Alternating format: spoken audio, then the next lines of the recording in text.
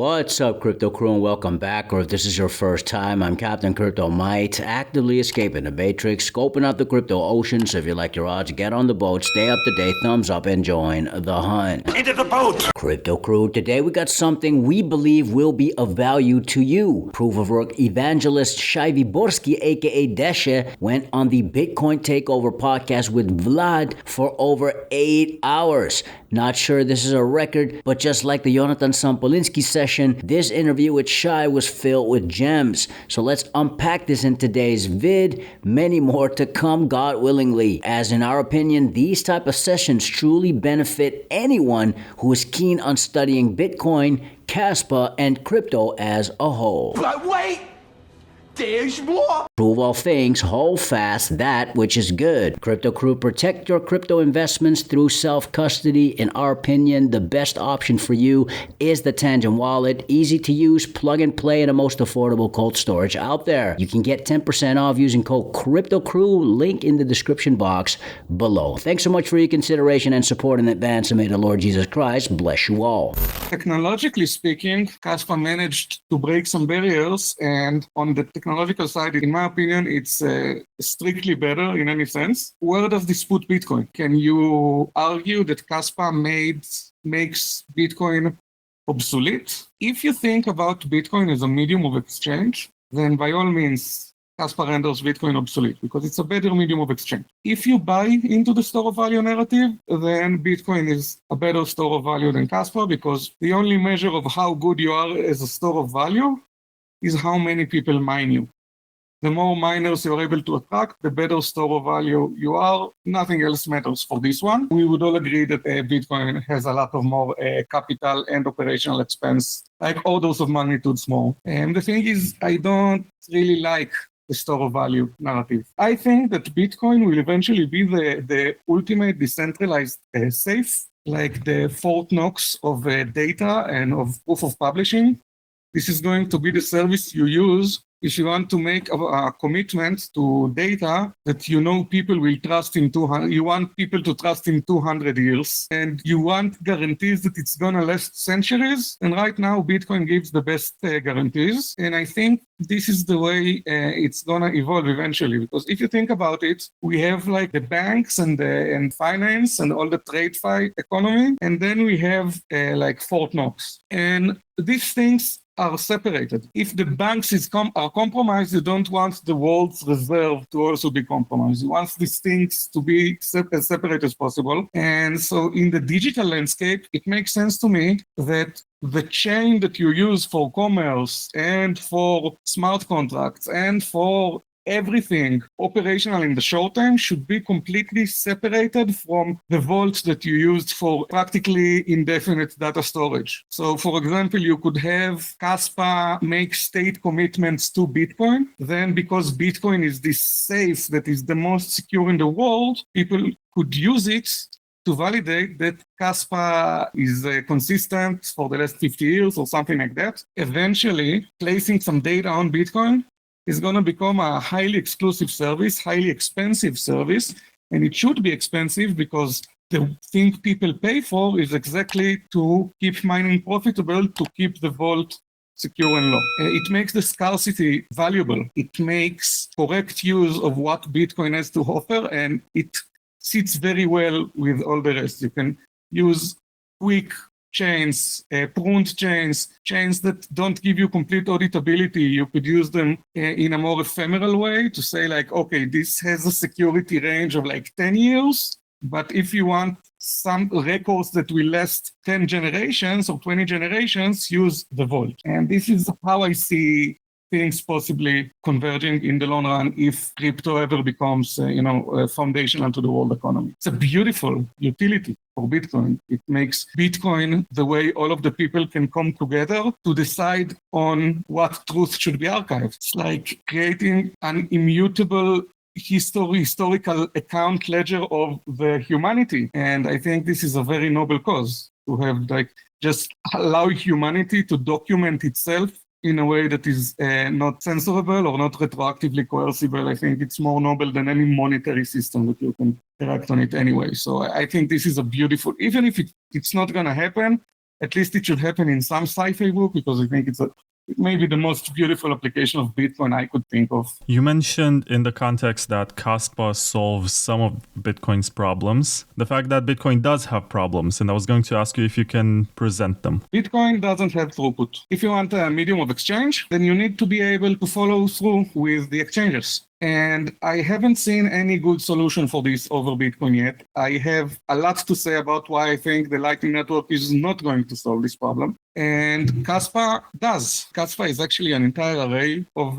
novel solutions that extract the benefits of Kaspa to its limits. There is a lot more to it than throughput and confirmation times. The disadvantage is that if you want to have high throughput, then you can't have auditability. Auditability is the ability to validate the entire transaction history to Genesis. And you can't have that. Essentially, transactions are non-compressible, and they have this random information, the hash information, and it's pseudo-random information, so you can't compress it. The size of the ledger actually grows with the numbers of transactions. So if you want to have high throughput, either you run into storage requirements that make operating a node completely impractical for almost everyone, and you would need huge computers, or you need to realize that when you're talking, even in terms of 10, 20, 30 years of security, it's completely reasonable to propose an alternative trust model, which is good enough for practical use, but removes the need to store the entire ledger. So this is another thing. I wouldn't say that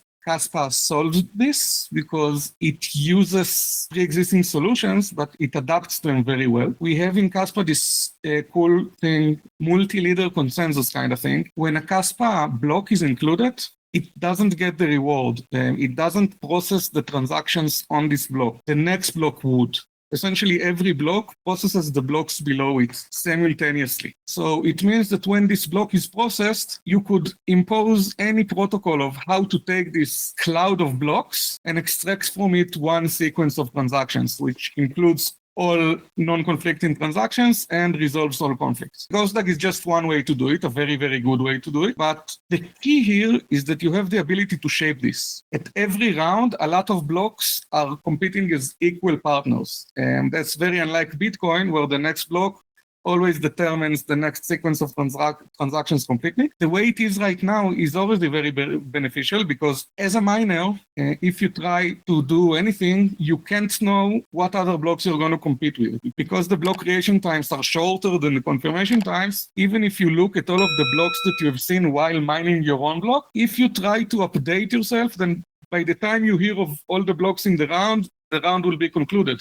So you really have to work with partial information and with uncertainty, and this makes things a lot less gameable. It really reduces the profitability of selfish mining. It reduces the feasibility of MEV, and it enables doing really cool stuff like auctioning, which could be used for oracles. There is a bright guy called Elliot May who is researching this kind of stuff. And now how can you use this to just kind of let all of the blocks vote on a truth and then aggregate it so that you have a decentralized way to get an oracle, like to have contracts that depend on external information like the value of dollar or something. There's a lot of stuff that Kaspa brings to the table that is foundational in how it changes what proof of work can do. There are a lot of things that people think are universal truths of proof of work, but they aren't. They are artifacts of Bitcoin's specific structure. Some of them are positive, like auditability. Some of them are negative, like the fact that you need the network to be congested for the fee market to activate. That's something that's not true for Kaspa, but people think it's just a universal truth of proof of work in general. If Kaspa disappeared tomorrow, still the success of Ghostdag in practice gave us empirical, tangible proof that a lot of the things we thought we know about Bitcoin and about proof of work in general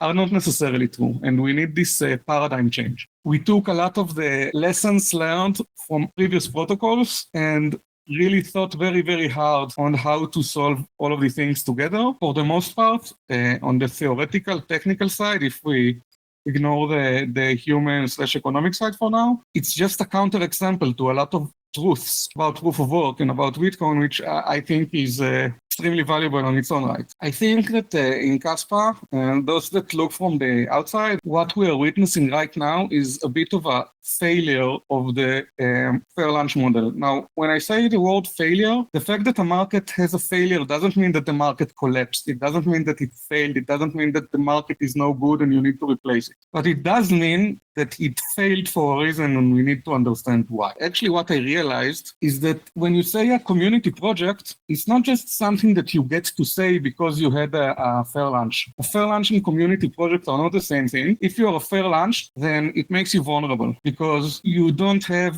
a lot of funding resource and you depend on people to fund your coin, and you want these people to be community members. The problem with this is that if you don't have very strong means to incentivize the community to keep contributing to the development, the ecosystem could be essentially bought out. Someone with enough money could just come along and start footing all the bills. Okay, I will pay for marketing, I will pay for conference attendance, I will pay for this development and then that development, and suddenly they have full control of everything that's going on. They have an exclusive channel to the devs that nobody else has. They have the ability to determine what's going on. They can exert way too much influence on the project. If you want to call a project a community project, it's sort of a social contract between the developers and the community. I realize that without this social contract, fair lunch is just extremely vulnerable. The solution here is not to treat technology like a social movement, but understand that it could only be a part of it. But you first need the social movement of people dedicated enough to it. This is more of a question than an answer. I'm calling out to all the great thinkers who might listen here. There is a problem with the naive way we think about fair lunch and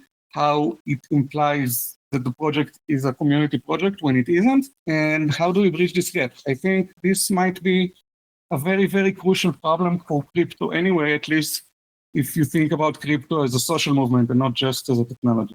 Crypto Crew, the innovations Shai Wyborski discussed aren't just incremental, but truly foundational. But what are your thoughts? Is Kaspa the future? Let us know your thoughts in the comments below.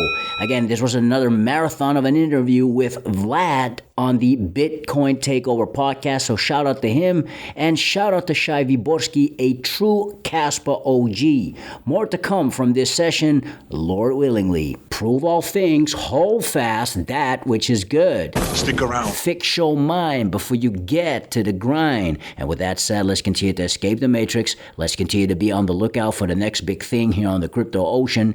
Grow in grace, and let's make some crypto waves. Say I.